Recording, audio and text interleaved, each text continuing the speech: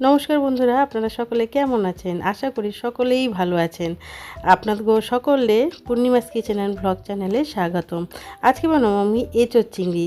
দেখেই বুঝতে পারছেন কতটা সুন্দর হয়েছে। তো খাইতেও কিন্তু খুবই সুন্দর হয়েছিল।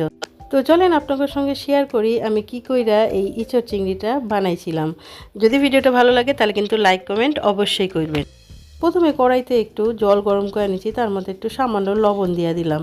এরপর যে বাজার থেকে আমি কিন্তু এঁচোড় কাইটটা নিয়েছিলাম এরকম টুকরা কইরাই, সেইগুলারে একটু হালকা করে সিদ্ধ করে নিব। এদিকে চিংড়ি মাছ আনছিলাম, ওগুলারে ভালো করে বাইচ্চা ধুইয়া রাখছি। এবার এর মধ্যে আমি মিশাই নিমু একটু সামান্য লবণ আর দিমু একটু গুঁড়া হলুদ।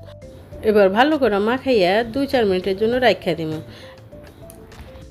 এদিকে কড়াই থেকে ইঁচড়টা সিদ্ধ হয়ে গেছে, নাবাইয়া জল ঝরাইতে রাখা দিয়েছি।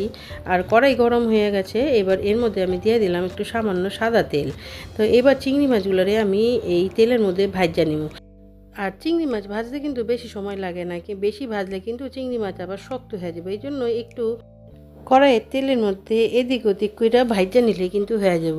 এই যে দেখেন হালকা একটুখানি রং ধরবো, ব্যাস এই যে আমার চিংড়ি মাছ ভাজা হয়ে গেছে। এবার আমি মিক্সির বাটিতে কিছুটা কুচানো পেঁয়াজ আর টমেটো একখান আর দিয়ে দিমু কিছুটা কাঁচা লঙ্কাও দিতে পারেন, শুকনো লঙ্কাও দিতে পারেন। তো আমি দিচ্ছি শুকনো লঙ্কা, এই লঙ্কাটা বেশ ঝাল আছে এই জন্য বেশি দিলাম না। তো এটারে মিক্সড করে নিই। এদিকে চিংড়ি মাছ ভাজার পর সামান্য একটু তেল ছিল, এরপর আমি আরেকটু তেল দিয়ে নিলাম।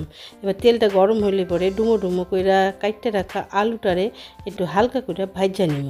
আপনারা চাইলে কিন্তু আলু এই এঁচোড় চিংড়িতে নাও দিতে পারেন, কিন্তু আমবাড়িতে তো আলু ছাড়া কোনো তরকারিই হয় না। আলু খুব ভালোবাসে খাইতে, ওই জন্য আলু তো দিতেই হয়, একটা হইলেও দিতে হয়। তো আলুটার মধ্যে সামান্য নুন আর হলুদ দিয়ে একটু হালকা করে ভাজা তুলে রাখুন। আর এই রান্নাটা করতে করতেই আপনাকে একটা কথা জানাই দিই যে যদি ভিডিওটা দেখার পর ভালো লেগে থাকে তাহলে কিন্তু একটা লাইক করেন, কমেন্ট করেন আর আমার চ্যানেলটারে সাবস্ক্রাইব করে নিন। তো দেখেন আলুগুলো ভাজা হয়ে গেছে, এবার ভাজা আলুগুলোরে তুলে রাখা দেবো একটা বাটিতে। এরপর ওই কড়াইতেই যে তেলটা ছিল ওর মধ্যে কিন্তু আমি কিছুটা পেঁয়াজ কুচাও দিমু। কিছুটা পেঁয়াজ কুচো তো আমি দেখলেনি মিক্সির বাটিতে মিক্সড করে নিচ্ছি। আর কিছুটা এইরকম কুচা পেঁয়াজ দিমু। কুচা পেঁয়াজটারে হালকা লাল লাল করে ভাজতে লাগবো। তো পেঁয়াজের রং যখন হালকা বাদামি হয়ে আইব তখন কিন্তু এর মধ্যে যে বাইটটা রাখছিলাম মশলাটা ওইটারে দিয়ে দিতে লাগবো।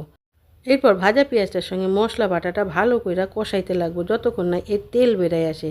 এরপরে তেল বেরানোর পর এর মধ্যে মশলা দিব জিরা গুঁড়া 1 চামচ, ধনিয়া গুঁড়া 1 চামচ, 1 চামচ লবণ আর দিমু এর মধ্যে 1 চামচ হলুদ গুঁড়া।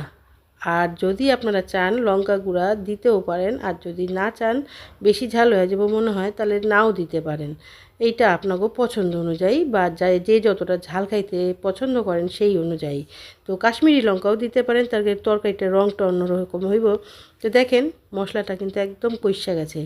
এইপর আমি ডুমো ডুমো করে যে আলুগুলো ভাজা করে রাখছিলাম সেইগুলারে এই মশলার সঙ্গে মিশাই দিমু। আলুর সাথে ভালো করে মশলাটা মিশাইয়া ভালো করে রান্না করতে লাগবো, এই যেরকম করে কষায়।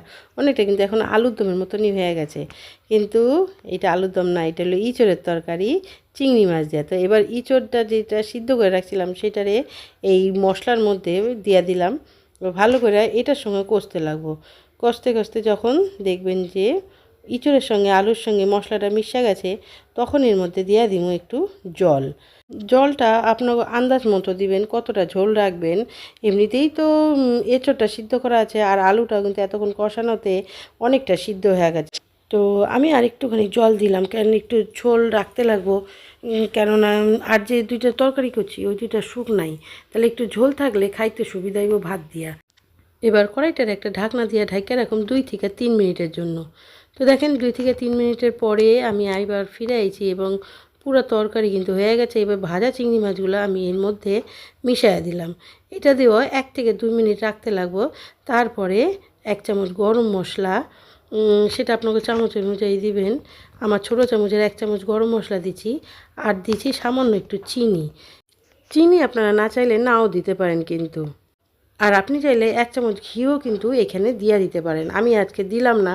তো এই দেখেন তৈরি হয়ে গেছে আমার এঁচোড় দিয়া চিংড়ির তরকারি। তো আপনারাও একবার এরকম করে রান্না করে খাইয়ে দেখেন, খুবই ভালো লাগবো। বেশি মশলা তো দিলাম না, ওই সামান্য মশলাতেই এত সুন্দর একটা তরকারি খাইতে কিন্তু খুব ভাল লাগে। আপনারা রুটি দিয়া, পরোটা দিয়া অথবা ভাত দিয়েও খাইতে পারবেন। তো আজকের মতো ভিডিওটা এখানেই শেষ করি। যদি ভালো লেগে থাকে তাহলে লাইক করেন, কমেন্ট করেন আর আমার চ্যানেলটাকে সাবস্ক্রাইব করে নিন। ভিডিওটা শেষ পর্যন্ত দেখার জন্য অসংখ্য ধন্যবাদ।